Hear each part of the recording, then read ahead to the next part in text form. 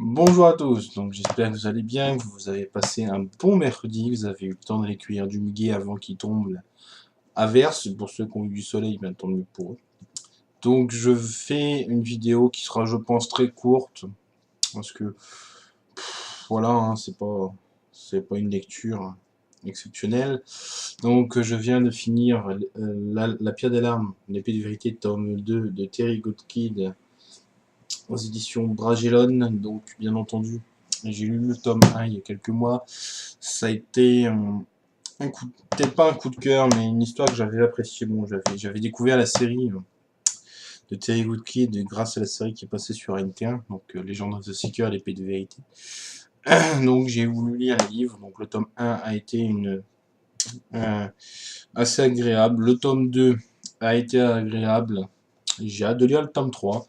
Alors, bon, j'ai vu beaucoup de gens sur la blogo, ou plutôt sur des forums, etc., un peu dire comme quoi le roman est un peu longué.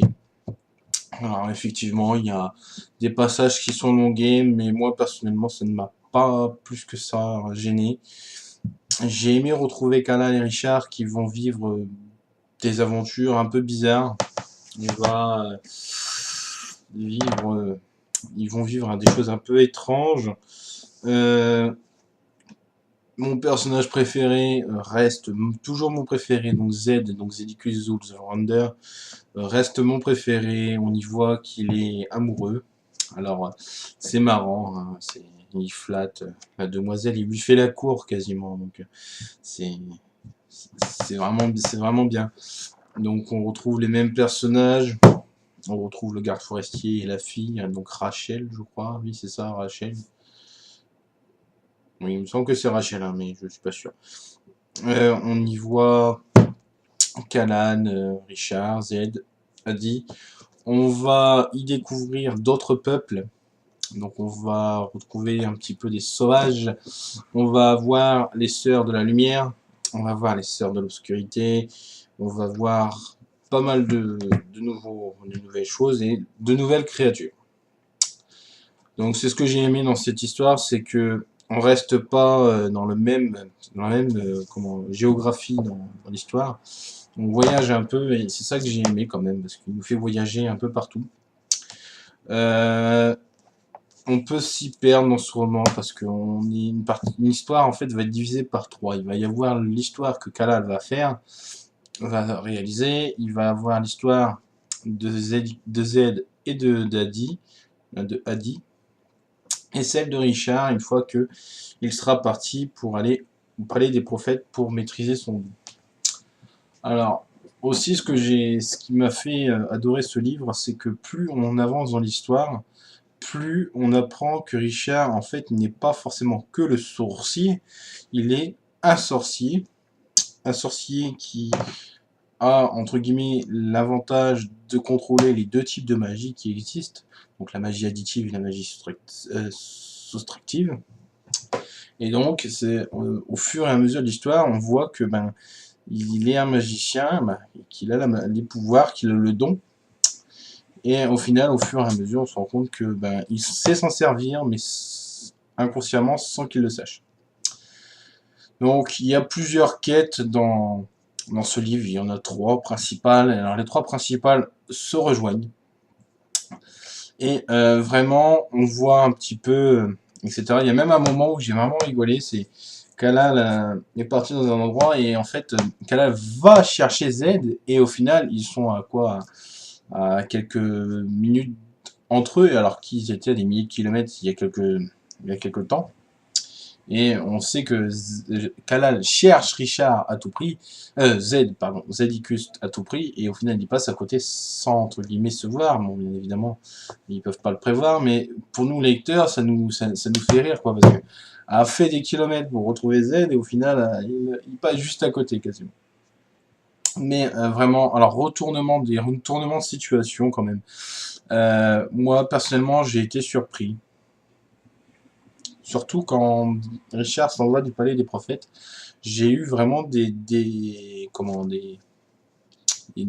surprises. Et ça a été très agréable d'avoir ces surprises-là.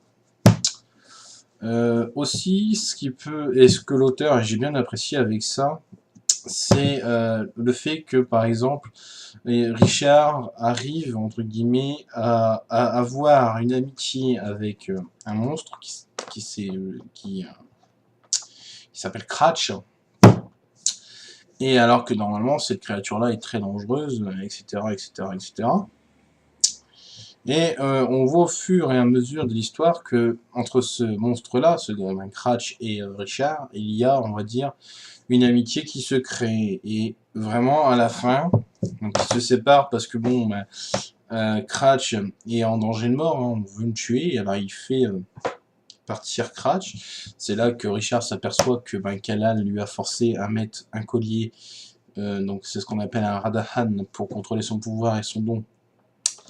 Donc je fais un peu ça à la rapide, donc c'est pas structuré, mais Richard se fait emmener par les Sœurs de la Lumière car il a le don. Mais le don peut le tuer, ça lui crée des migraines atroces.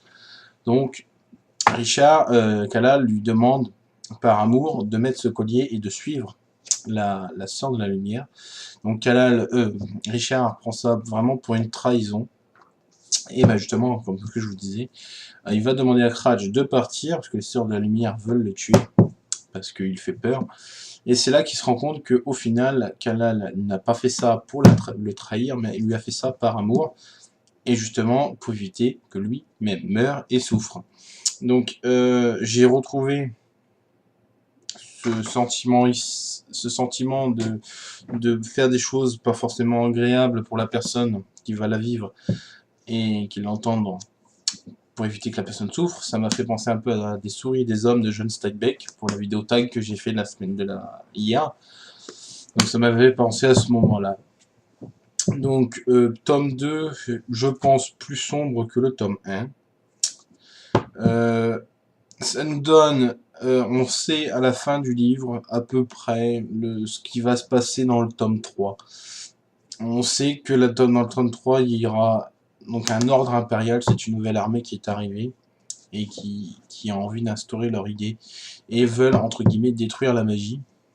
Donc toute forme de magie, justement pour avoir le contrôle. Donc bien évidemment, à la fin, on n'a pas ce qu'on veut, on n'est pas comme dans le tome 1 où Richard et Kal-El sont ensemble, ils sont séparés, et dans le troisième tome, bien évidemment, ils voudront se retrouver.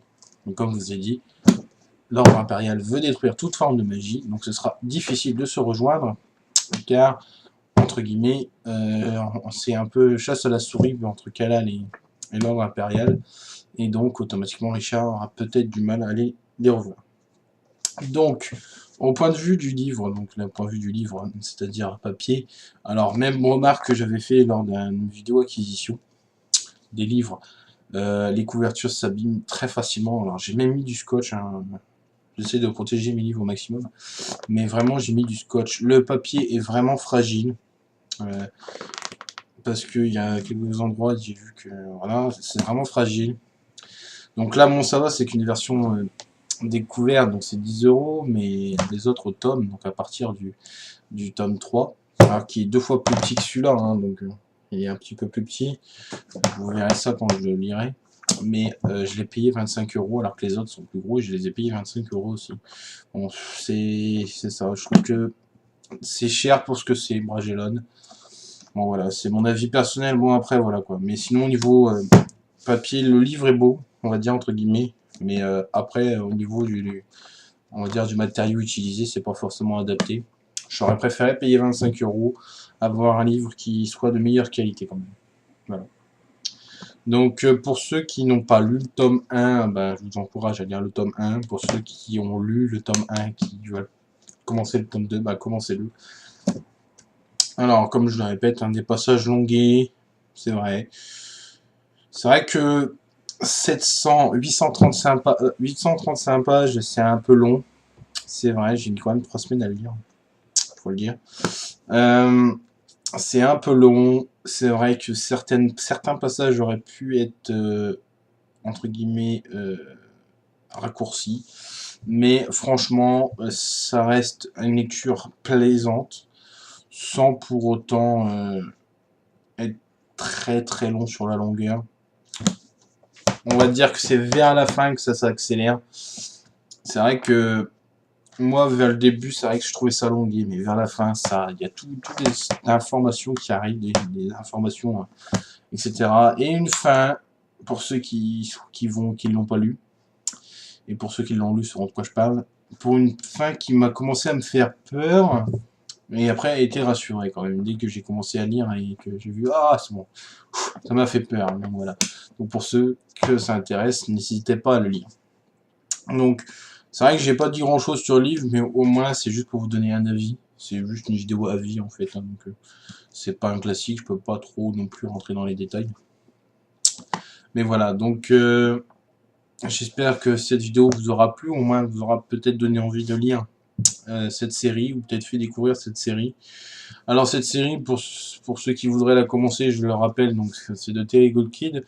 Elle comporte 12 tomes, il y a un préluge entre guillemets qui s'appelle Dead Doss, et avant encore ils ont sorti le dernier tome, donc c'est l'histoire de la première inquisitrice, légende de je ne sais plus qui, donc qui est sorti très dernièrement, et voilà, donc vraiment pour ceux qui veulent commencer, alors par contre pour ceux qui veulent les commencer, achetez-les d'occasion, parce que comme je dis c'est 25 € le tome, alors si vous avez les moyens, achetez-les, mais pour ceux qui veulent commencer, n'achetez pas les trucs, vous prenez les versions des découvertes à 10 €, tome 1 et tome 2 sont à 10 €, donc prenez-les.